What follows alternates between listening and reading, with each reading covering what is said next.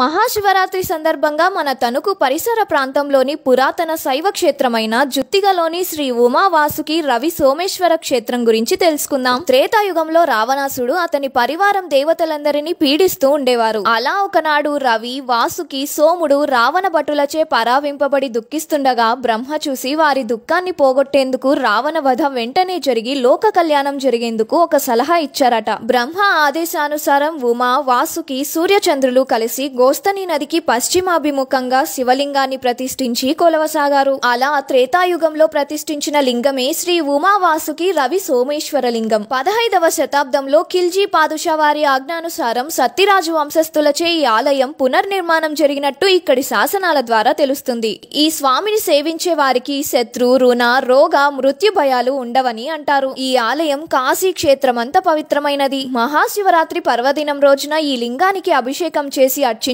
వారు పునర్జన్మరహితమైన కైవల్యం పొందుతారు. ఈ ప్రాంగణంలో ఉన్న అనేక దేవతామూర్తుల ఆలయాలు భక్తుల కోర్కెలను తీర్చే కల్పతరువులుగా విరాజిల్లుతున్నాయి. ఇంతటి ప్రసిద్ధి చెందిన ఈ ఆలయాన్ని మీరు కూడా తప్పక దర్శించండి. ఈ ఆలయం మన తణుకు పట్టణానికి 14 కిలోమీటర్ల దూరంలో ఉంది.